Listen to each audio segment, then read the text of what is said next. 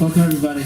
We're in the last Mamar of Mamar Torah. About 10 minutes we said about the fundamentals. So this is about Torah.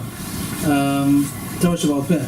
A lot of confusion about Torah Shel Baal Peh, and people have heard different statements said by Chazal about what oral tradition is, and sometimes they're confused and taken out of place, out of context. So, or misapplied sometimes.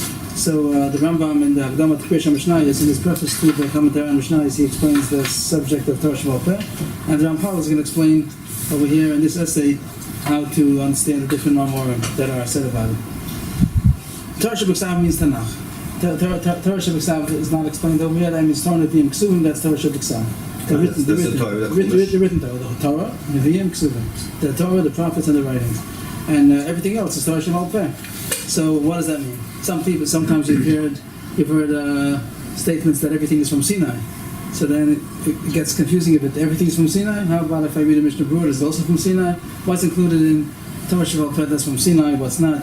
So here's going to make some order according to all of these different mamorim. How is it possible to have machlokes? If everything's from Sinai, how is it possible to be argument or doubts? Does it mean that everything was something was forgotten? All these questions will have some order now. The first thing that he addresses is why it all is necessary to have an oral tradition. Why wasn't everything written down? And a lot of things are vague and ambiguous. So he says that Hashem Dafka intentionally didn't write it in a way that it doesn't need an explanation. It was written Dafka in a way that it needs an explanation.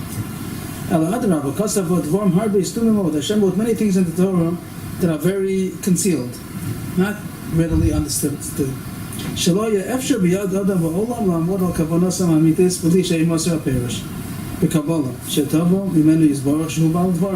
impossible for anybody in the world to be able to understand the true meaning from the words alone without having an accompanied tradition that was explained from he who wrote the words. It means Hashem wrote the Torah, and it was impossible. It's impossible for anybody to understand all of those words on their own without having a pirush that was given over from Hashem who wrote the Torah. He gives a few examples. Derech Moshe, mitzvah tefillin, mitzvah mezuzah, chayotzi b'hem. The mitzvah of tefillin, it says you should tie it on your arm, and it should be ornament on your head. That's very loose. What does that mean? Is it tefillin how we know it to be? It's a very long stretch from what those words to be able to get to all the details of what tefillin are. And the mezuzah, mitzvah mezuzah, chayotzi b'hem, we mentioned that some even say that, and Derech Hashem, if you just read the words, you might think that tie it on your arm is the same thing. It says in the Mishlei that kasher al luach libacha, tie it on the heart, on the tablet of your heart. That's very poetic, and it means like inscribe it on your heart. But that doesn't mean that you actually take a piece of parchment and put it into which parshes do you write, and how do you write it, and how do you have the compartments, and all the details. So it wouldn't be possible to know that's what it means. And an ornament on your head, it wouldn't be possible to know what that's referring to. And also mezuzah, it says write it on your doorpost. You might think that you write it literally on the doorpost. It says the commandment, but it doesn't say its issue. It doesn't explain the issue. So those are two examples of many mitzvahs that we would not be able to derive the true mitzvah from the words alone. So the first thing he says is that Hashem did it intentionally. That it wasn't just that Hashem wrote it and people don't understand it, so we have to explain it to them. It's not understandable. Not just that people don't understand it. It's impossible to be able to derive from the words alone all of what Hashem wanted to give over. It was intentional that Hashem concealed His true intention, but He doesn't say why. For reasons known to Him. He doesn't say that. Maybe he also might know some reasons, but he doesn't say it over here. He says reasons known to him. That Hashem Dafka didn't write it explicitly. He wrote it in a concealed way for reasons known to him. But he's saying that it wouldn't help all the Amal. The question you're asking is that it says that man was created in order to toil. But here he's saying that it wouldn't help all the toil. It says there's not a man in the world to be able to figure it out from the words themselves. That means that even if he toiled for 1,000 years, he wouldn't be able to figure it out because it doesn't say everything in the words. So that wouldn't be enough that we're going to toil. That would explain why sometimes it's difficult, and after your work you'll be able to figure it out. Right. But here he's talking about you will be able to figure it out, even after much toil. So he says the reason why Hashem didn't want to write it explicitly. What's the reason? He doesn't say. Does he know? He doesn't say if he knows it either. He says reasons known to him. Maybe he has some Kabbalah, maybe there's something to know about it. I don't know. Yeah, he says the reasons known to him. Capital H. The reasons known to Hashem. But all that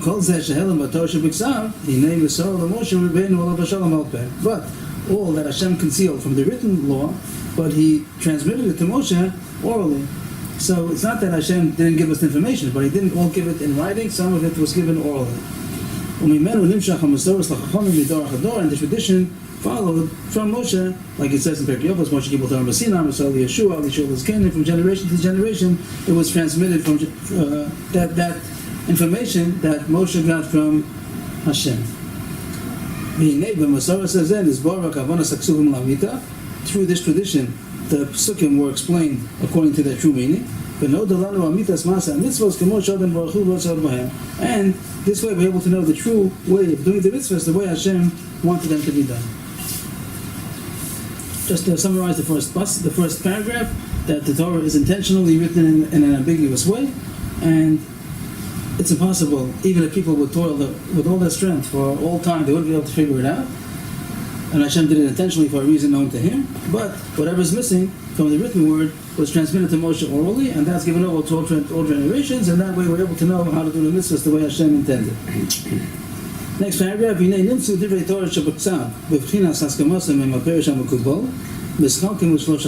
are three parts or three ways that to reconcile the written word and the oral explanation. Means they all come down to the same thing, but it's going to say that we find different psukim written in different ways, that different parts are missing, so to speak, and how the haskama, the agreement of the written word and the oral word, how to reconcile a seeming missing part of the written word. You find three different aspects. Maybe I'm not explaining it, but right away, as we see the three parts, we'll see what he means to say. The first case is going to be words that just say the general mitzvah, but don't say the details. It's missing information. You have the general idea, but you don't know the details. There are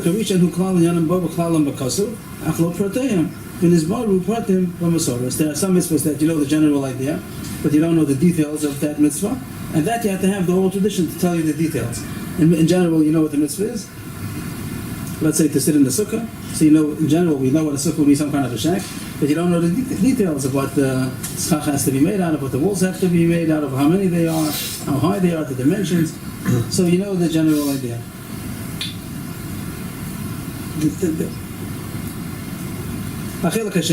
The second type of ambiguity that you have in the psukim, there are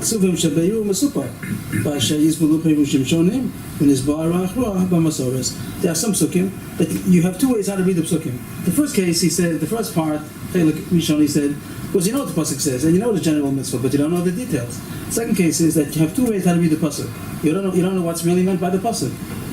The words could tolerate both explanations, and you have to have the oral tradition in order to tell you which one is the right one.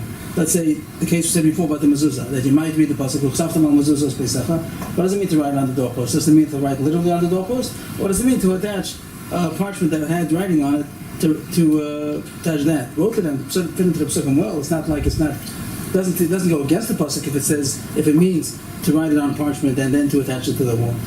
But that would be a case of something that the psukim are open to two possible explanations, and you have to have the oral tradition to tell you what was the intended meaning when those words were said. And the third case is the most extreme. The third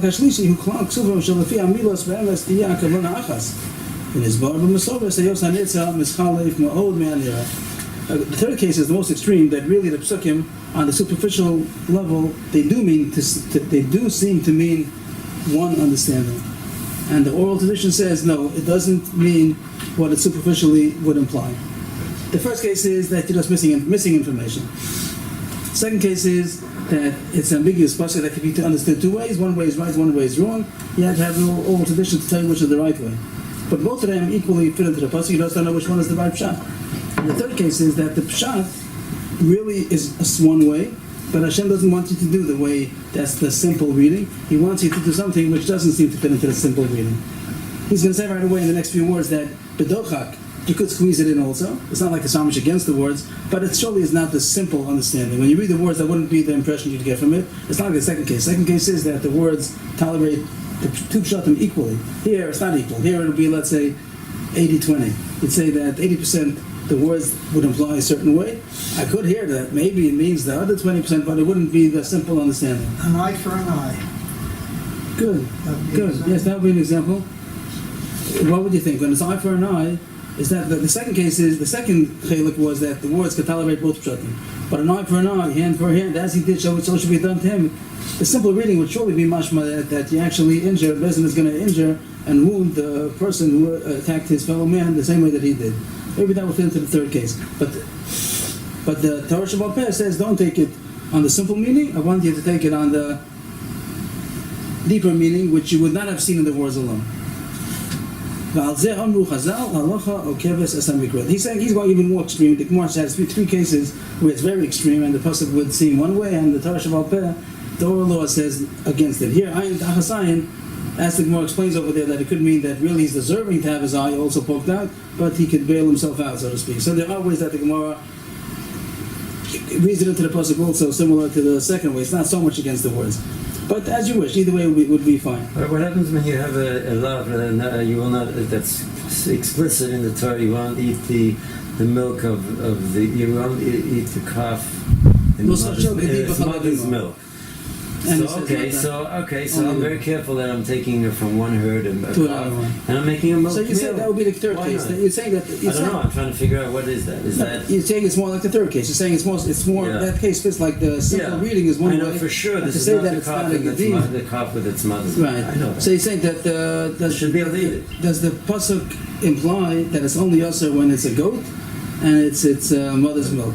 So if you say that would be the simple pshat, so then we'll fit into the third case. They're saying that there are such cases like that the simple reading would imply one way, and the oral tradition says, no, I don't mean that. Hashem says that even though that's what the words seem to say, and I wrote it dafka that way, and there's a reason why why it was dafka written in that way, which is misleading. You could say the third case would be misleading. The first and second are not misleading. The first one is just missing information, so to speak. The second one is that's ambiguous. It can be understood two ways. And the third one, you can say that it's misleading, that it sounds a certain way. And the Torah Shel Baal Peh says, no, don't do it the way it sounds, do it the way it doesn't sound. And that's Halach al-Moshe Messinai also. Right. And why did Hashem write it that way? Pesach, we have that it says something about Pesach starting. It says about Shavuos, Mimachras Shabbos. Is that what you need to say? Oh, maybe that's. And it comes out that Stukin, they said that it always comes out on a Sunday. Right, that's all. Yeah, so that's the case also that you do find sometimes Shabbos is referring to a day of rest, which could be Yom Tov also. But you're saying that the simple reading over there might have been. Right. So these questions are told either as part 2 or as part 3. Either it's ambiguous or it's misleading, whatever you might see in a drash. So he says all this is also from Halach al-Moshe Messinai that was given over in Torah Shel Baal Peh. That this is the way Hashem wants you to understand it. The last case he says are not so many. The Gemara over there says there are about 3 cases. The Gemara is quoting in Sota says about 3 cases that fall under that category. Maybe to us there are more that sound like that. Maybe we have more than 3 that to us sounds like it's misleading. Not many detail, not many items under this category of the misleading psukim.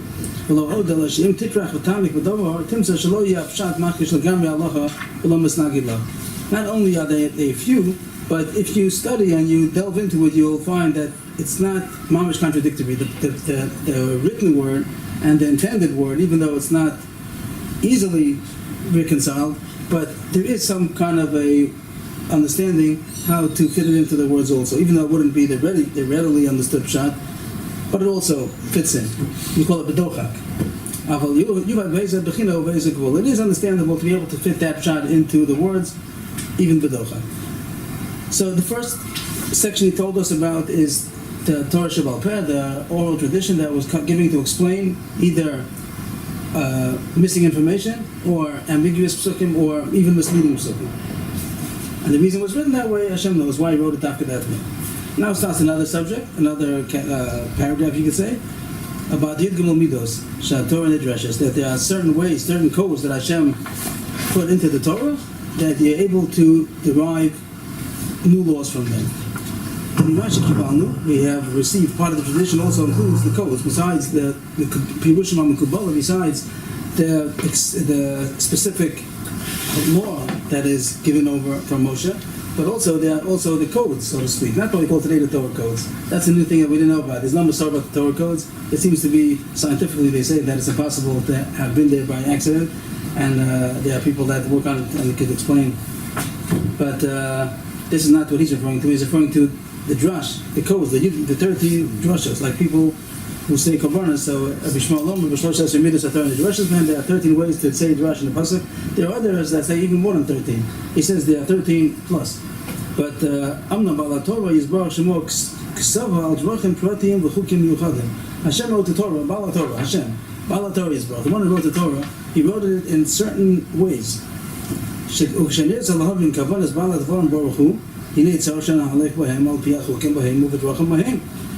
you want to know how to read the codes that Hashem put into the Torah, you have to listen to the codifier. You might say that I see a certain pattern, but if the one who made up the pattern says that's not what I meant, so you can't say I see a pattern. But if you got information from the one who made it and said you should know, I'm giving you codes of how I inserted a meaning beneath the surface, in between the lines, and this is I'll tell you the codes. So now that's what he meant. If the one who wrote it gives you over his deeper way of reading it, let's say he'll tell you if you read it straight, so you'll have one understanding. Then read it backwards, it'll be a different language. You'll read it straight in English, and I wrote it in a way that read it backwards, then in French, it's going to have a different meaning. Also, I want you to know, it could be such a thing, right? Hashem could have made that. So Hashem told us that there's a way to read the Torah with 13 different codes of how to derive deeper meaning. And if you don't listen to the codes, and you make your own codes, so to speak, so you're not going to be able to say that's what the one who wrote it meant.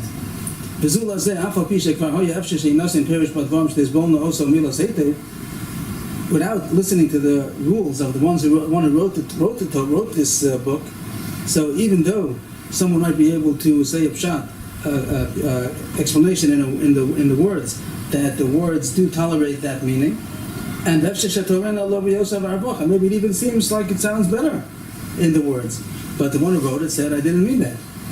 But the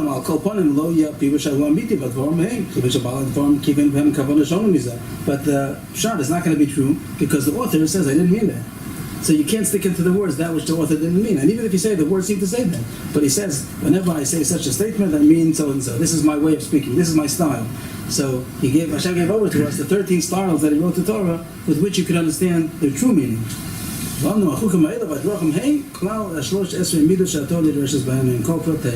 this pattern, this style that Hashem gave over to us is called the 13 attributes of how to study the Torah. The 13 midos shall be shma longer, the shlosh esrei midos shatorah the Derech Hashem over there, Kal V'chomer, Gzer Shava, Klal V'Prada Klal, different ways of styles that the Torah was written, how you could derive new information. That was given to us through the great Tanner of Yishmael. Right, but he wasn't Machadesh. It's not a kind of thing that you could invent. It has to be that it was given over. So he's giving over the drushes that he says were given over from Sinai. So he has to go through hard work or through Ruach HaKodesh that he knew. It seems that it was given over. It seems that Rabbi Shmuel is not. It seems that Rabbi Shmuel is not the one.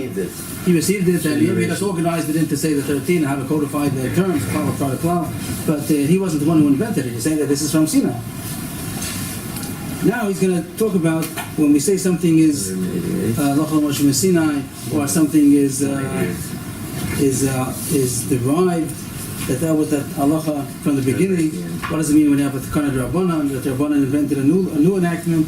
So that's going to be the subject now.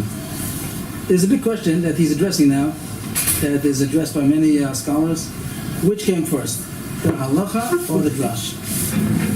Means the Gemara, those who learn Gemara, so sometimes you'll see that the Gemara will say, the Gemara will say halacha, and then say, how do you know this?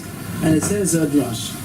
Again, all the drushes over here mean not the simple reading. The simple reading is called pshat, but as far as halacha, what we're going to do, how we're going to derive the law, so we see drushes, this thing called drash, this pshat, remes, drush, so talking about drash.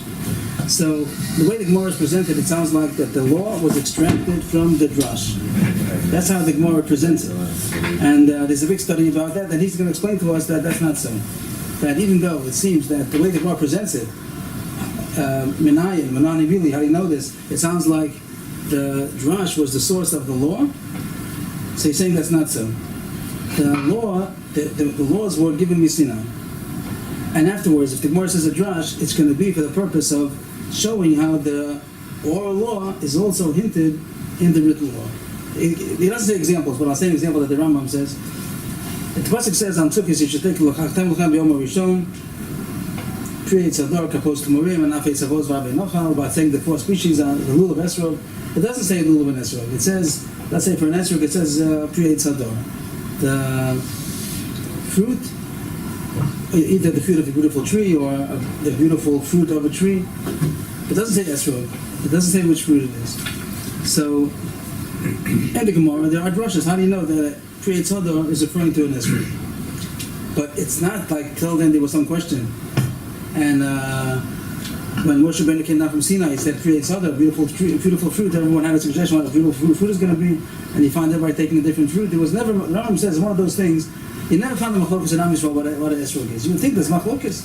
The Gemara even has on some drushes. The Gemara says that maybe this drush is no good. It should come out of something else. But never in our history do we have that there was some kind of different factions in Am Yisrael that are taking different fruits. Why not? If the whole source is only from these words, we didn't know anything, and thus had a drash to figure it out, it would have come up many different possibilities, and they should have had a machlokas. What about Stukim? Did they ever? They also, we never found anybody taking a different fruit. Everyone took this. Everyone took an fruit. There was no even chance they could have gotten through it to say that there's a new fruit, because everybody was taking the fruit every year, but someone would come and say maybe it's a pomegranate. They wanted to throw them out. There was no question. Even the Stukim couldn't break through that barrier. That was like a real strong Masorah. So then, why does the Gemara bother to say how do you know that it creates others in Israel? The Gemara says 5 drushes over there. Ador Bilono, Idor. I forgot there were 5 drushes about it. A much later generation, not even in the Mishnah, it's in the Gemara. So he's going to say that besides knowing the written law and the oral law, there's also a mitzvah to connect them, to be able to find the remez of the oral law in the written law. Even though the facts you know, the facts are given. It's post facto. After you know the fact, where do you see that in the pasuk? Can you find the remez that the Priyat Tzador is referring to an esrog? Can you find the remez that Anaf Eitzavos is referring to Adasim? Anaf Eitzavos just means a branch, a stem of chain-like. Avos. Avos is like braided.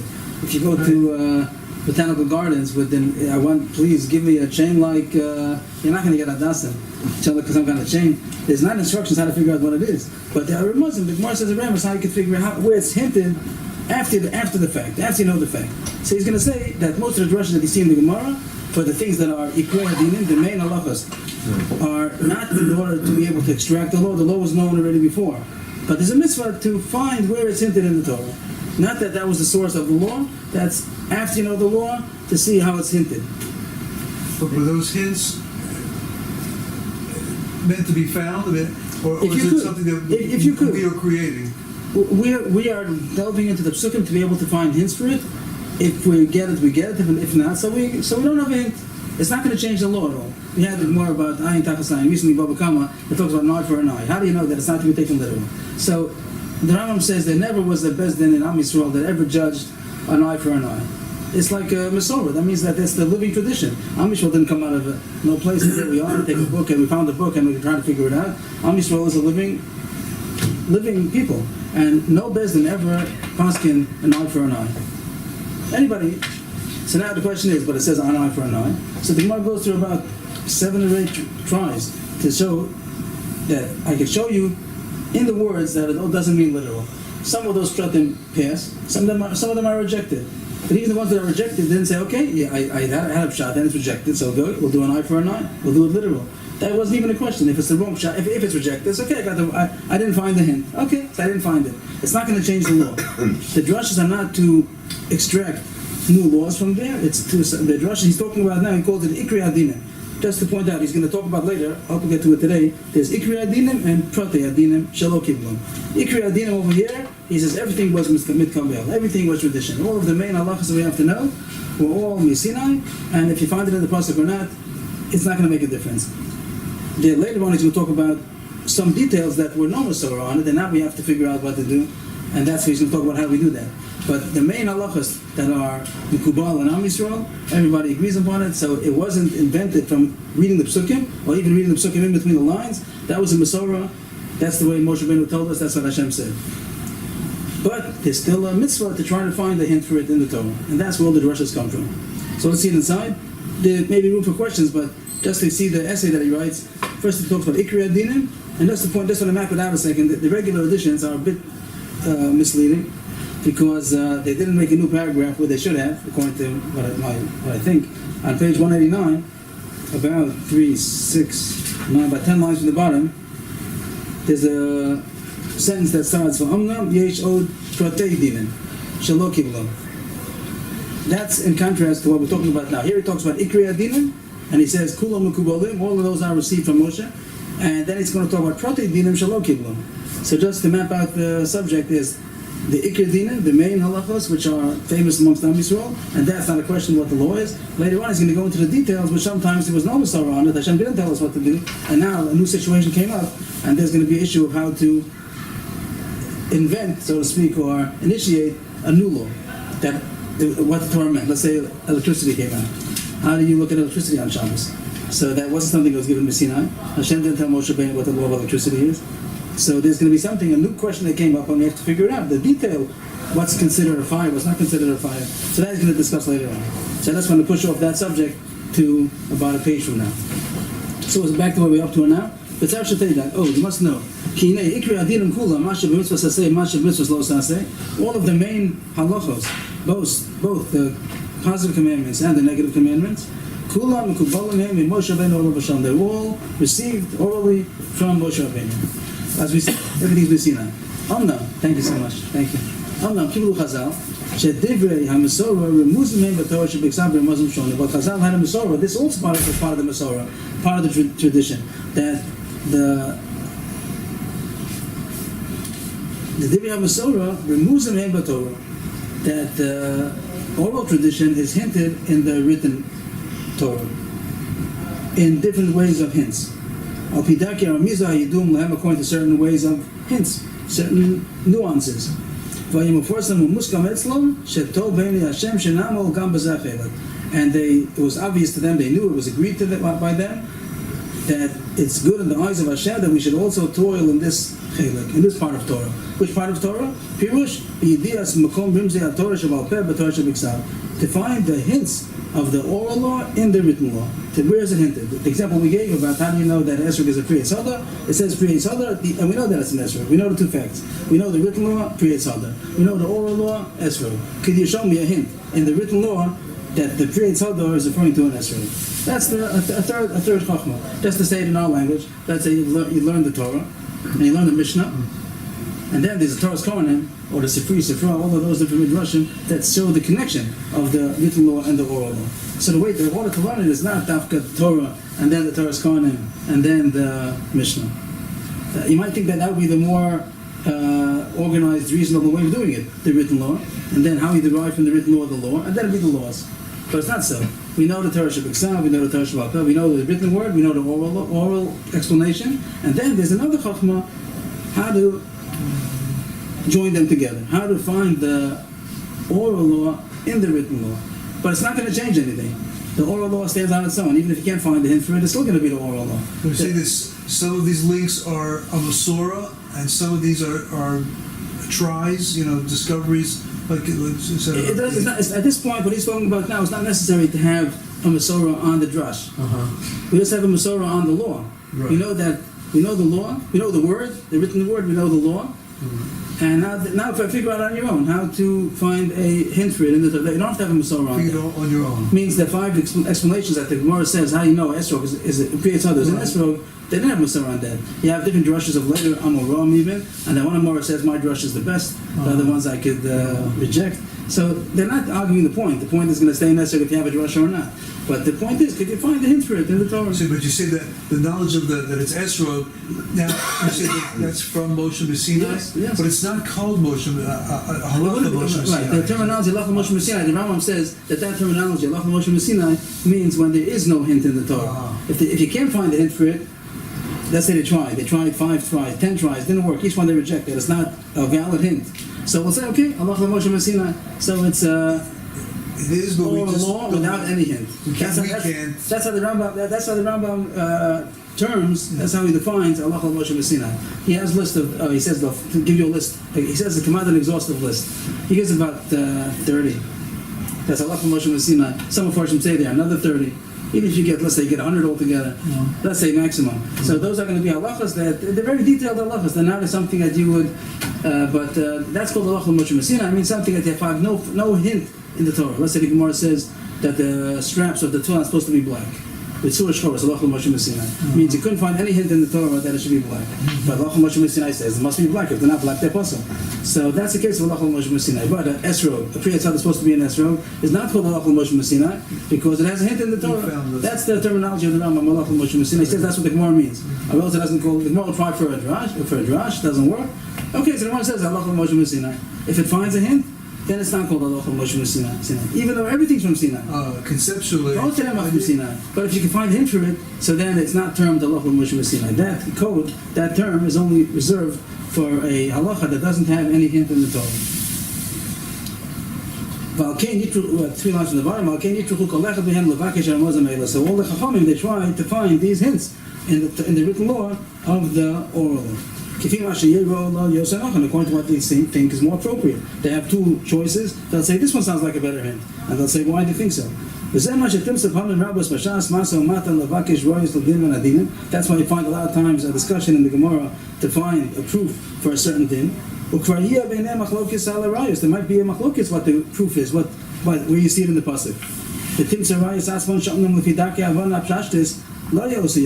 And you look as an outsider at all the different proofs, and you say all of them don't seem to fit in the pasuk. They're all not a simple reading. All the drushes are going to be on a drush level, not on a pshat level. So they have machlokes which one is a better drush, and you on the sideline say all of them don't seem to be the simple reading. So he says that they're never meant to be the simple reading. The issue is what I just finished explaining. The law itself, they knew from tradition that that's the law, with the drasha or without. But they were trying to find the hint in the written law based on this principle we said before, that Hashem wants that we should find a hint in the written law. It's hinted. Hashem put hints over there. He wants you to find the hint. But not that was the way that you knew the law. We knew the law because Moshe Rabbeinu came from Sinai and he told us these laws, Baal Peh, all of them. When they say the drash, you don't say that that's the pshat. Sometimes people get confused and say that's what the pshat is. So the answer is no, of course it's not the pshat. It's not the pshat, but it's a drash. It means that the Torah was written on many different levels that could be stood superficially and also on a deeper level. So when they say the deeper level, they're not saying that's how you're supposed to read the pshat to tell your children that's what the words say. The words don't say that on a simple level. But there's a nuance over there that would give a hint to some deeper level. They do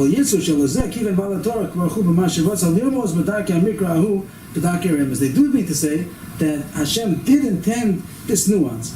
There's a pshat, means a simple reading. Hashem intended that to be a simple reading. And then there's some nuance over there that Hashem intended that you should chop the nuance also.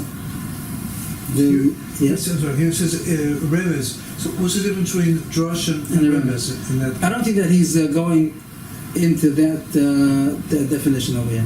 Sometimes they talk about remez being together with sod. Pshat, the Gura says this. I'm not sure if the Ramchal agrees, but the Gura says that pshat, remez, drush, sod. So he says pshat goes together with drush, and the remez goes together with sod. I'm not sure if that's agreed upon, but there is such a. He seems to be using the words interchangeably. I'm not sure if he's coming to discern between the two.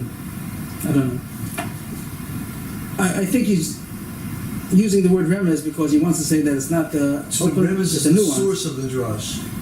He calls the drash, you're right. The drash would be deriving something on a deeper level, but it's not in a hinting way. You see it from like a nuance. We say it's a nuance. That's how I think how we would say it. Hinting at something. He says no stuff on that Hashem intended this deeper level besides the simple pshat. It means when you see a drash, don't think that Chazal is saying this is the way you're supposed to understand the pasuk exclusively. No, they're saying this is besides the pshat. Of course, keep on to the pshat. The way the Rebbe saw Torah in the Cheder, he's supposed to teach the pshat. Don't forget about the pshat. The pshat is true. Besides the pshat is also something that's hinted on a deeper level. Sometimes this is referred to as an asmachta, which means a hint or something that to lean on. I'm not sure the literal translation of the word asmachta, something that lashon of somech to lean on. I didn't verify the exact meaning of the word asmachta. Everything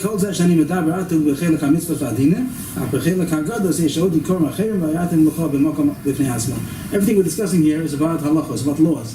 There's another aspect of Chazal about agadata, which will say about the things that are not about halachos, but more about things about Hashem, or things about Musar, or Midos. That's not halachos. So that's all called agada. Sometimes they would call it legends. I'm not sure if the word legend in English is referring to something which is not true. If it's a fairy tale, so then it would be a wrong term to call it legends. But it's something that's not considered halachot. There's halacha and agada. Halacha, we would say the laws, and agada would include everything else besides laws. Either stories of the Torah, Sipurim, like all of the stories. Most of the Torah is not laws. You have a few parshios of the Torah that are concentrated laws. You have the Mishpatim, Shoftim, Kiseitze, the Kedoshim. You have a few parshas where it's concentrated.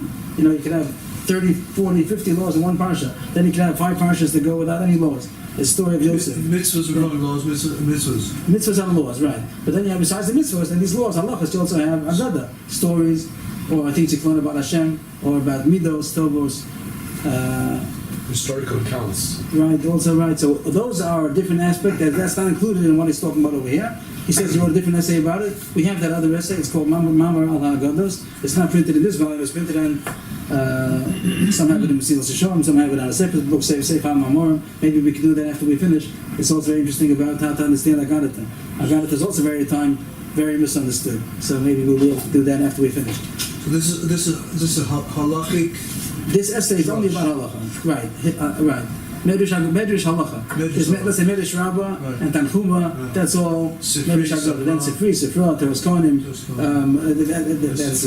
and Mechilta. These are Medrash halacha. Right. It's Midrash on the Psukim how to derive halachos. So he's saying that this is not the way they derived it. This is after they knew the halacha. This is how to find a hint for it in the drash. So when we say that we have like Rabbi Yishmael, the 13 ways that we Doresh Torah, how does that fit into? So far, he said how he's dividing it. There are some things that are called. So far, he says the Ikrei Dinim, and now he's going to soon say that there are also Pirtei Dinim.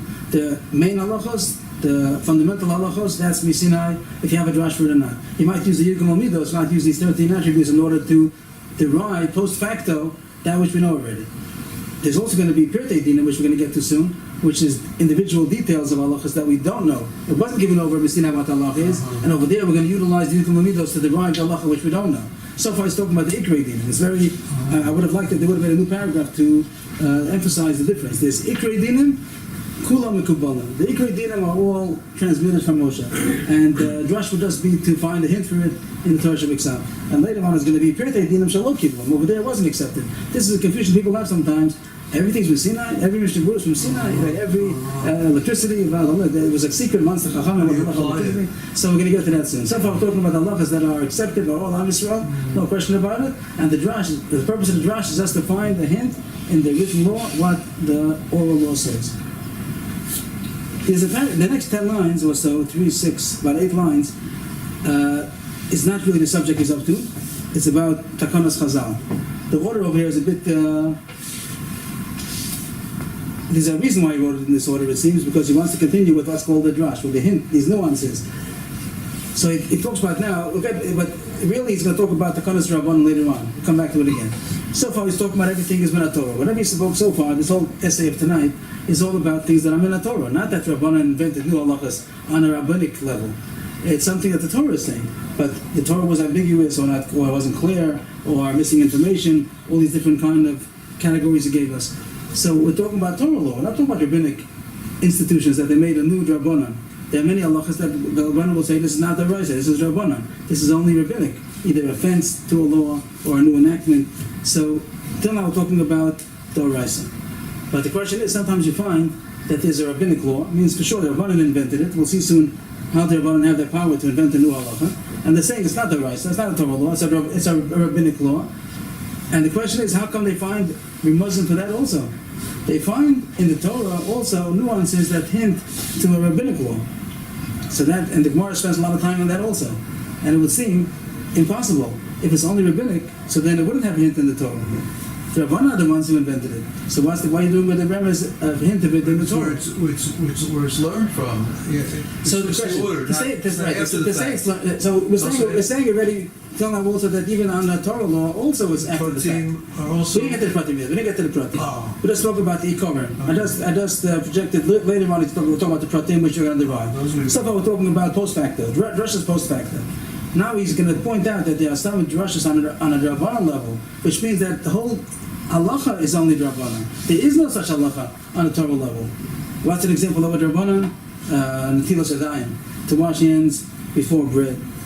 Even for truma, it's not on the rice level. The whole thing of washing your hands for eating, even on truma, kosher, is all going to be on a Rabbanan level. I don't recall if the Gemara doesn't bring the pasuk for it also. So let's say, such a case, that's a good example, that the Rabbanan invented the law of washing hands before bread, and then you find the pasuk for it. How can you find the pasuk for something which is only Rabbanan? The Torah didn't mean that. The Torah doesn't say such a law. On the Torah level, you don't have to do such a mitzvah. So Rabbanan made the law, then they find the pasuk for it. So that's the next paragraph. There are other issues that are only enactments of Chazal. They find a very, call it far-fetched, hint in the pasuk. It's not as strong a hint as those that would be for the Raisa law, for a Torah law, but it's a far delicate nuance. So here, the question is that the Torah didn't mean it. If the Torah would have meant it, then it would have been a Torah law. It's only a rabbinic law. The Nikra Gamza Asmachta, this is also called, that's the same name as before, it's called an Asmachta, that's the term Asmachta. It's much more superficial nuance than the one before. When it's a Torah law, then the hint is going to be a strong hint. And when it's only a hint for a Rabbanan, it's a very superficial hint. He's very careful with his words. He says that it only was a mnemonic. It's the first thing he says is Chazal don't even mean to say that Hashem intended that as a hint. We're utilizing it in order to remember it, to use as a memory device. But not that the Torah intended this hint. This is a whole new way of looking at it in the Smachta, that the Torah didn't intend it in the first place. If the pasuk sounds like, when they learn the Gemara, it says a drash, it sounds like that's where they're deriving it from. No, they're not deriving it from there at all. The whole thing is rabbinic invented. And it's not more than a mnemonic, a way to remember. And he adds on, he's very delicate with his words here. He's getting into Machlokes Rishonim.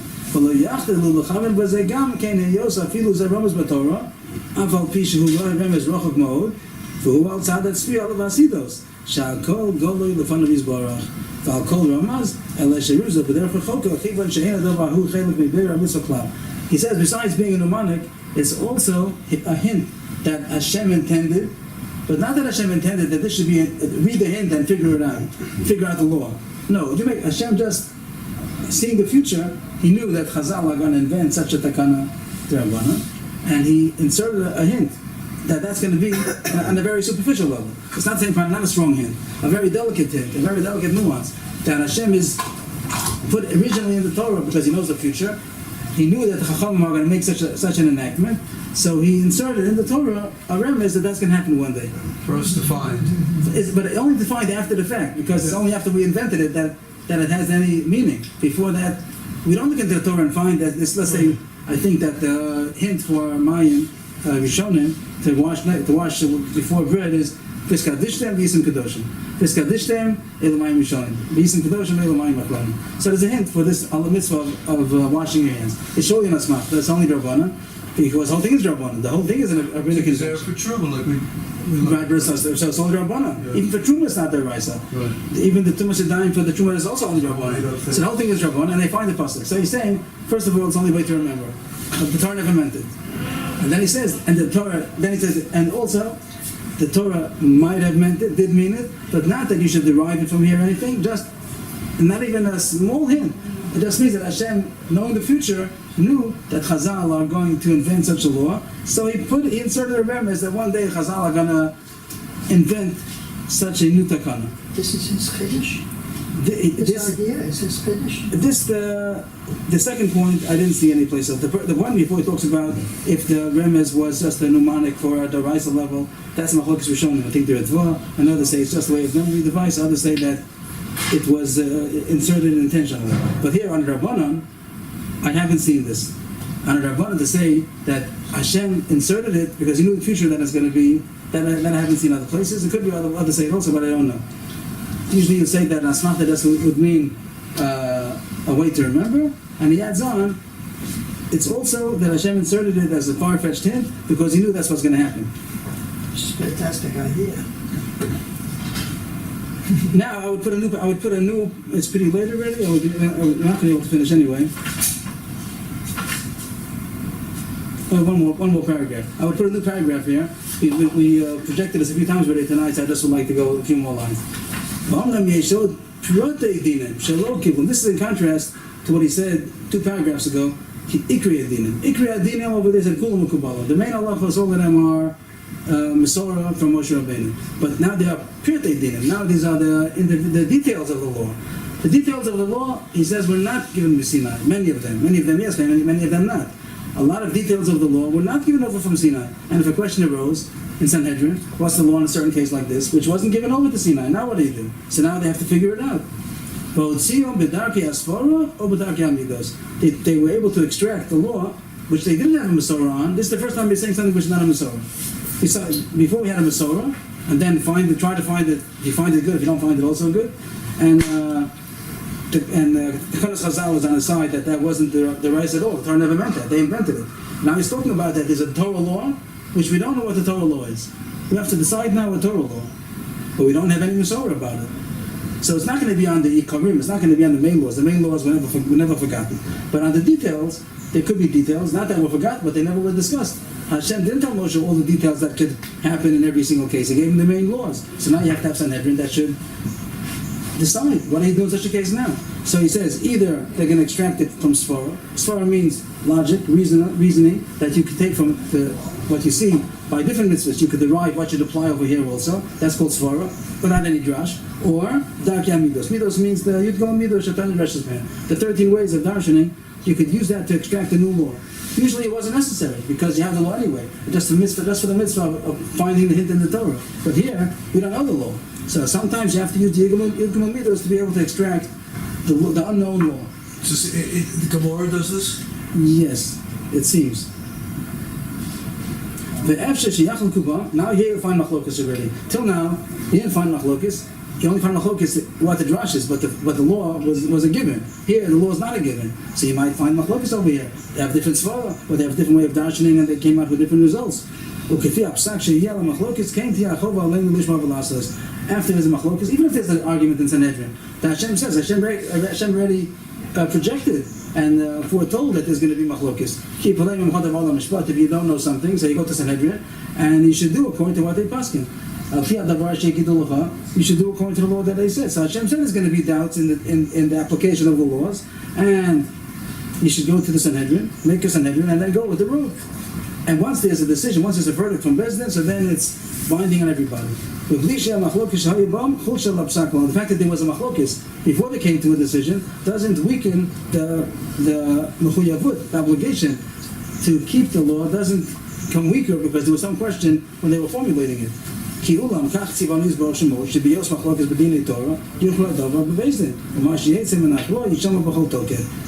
what Hashem commanded. Hashem commanded that when you have a disagreement about what a certain law is, so you should decide according to the majority, and then it's binding on everybody.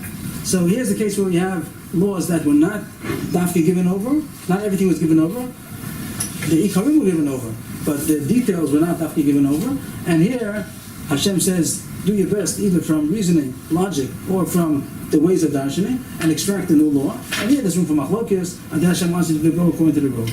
But he's not going to say that by the Ikari Adin there was the unknown. Over there, everything is known, given the Masorah. The most you have to do is try to figure out the drash, if you could, to get the connecting factor between the written law and the oral law. But if you don't, it's not going to change anything. So we'll stop here tonight. We won't be able to finish tonight, so we'll come back next week as Hashem. Just to summarize what we have so far, that the Torah was written in a concealed way, intentionally, and whatever was left out was given over to Moshe Rabbeinu. Either sometimes it's missing information, sometimes it's ambiguous, sometimes it's misleading. But whatever it is, Hashem told us through Moshe what the real law is supposed to be. After that, he says that the Yudgim Midos, that the ways how Hashem said that's the style that I'm writing it, and understand it according to that style. After that, he says, Ikri Dinim were all given to Sinai, and there's still a mitzvah to find the hint for it in the written law, but it doesn't make a difference if you do or not, because the law is not going to change. There's also going to be the Pirtei Dinim, which were not given, the new, they have to now decide it, but then they do their best according to SHOFAR or according to the Yidgul Midos, and then they go and make a vote in Sanhedrin, and whatever comes out, that's what's binding on everybody. And next week we'll talk about the Rabbanans again. Yashikar. Yeah.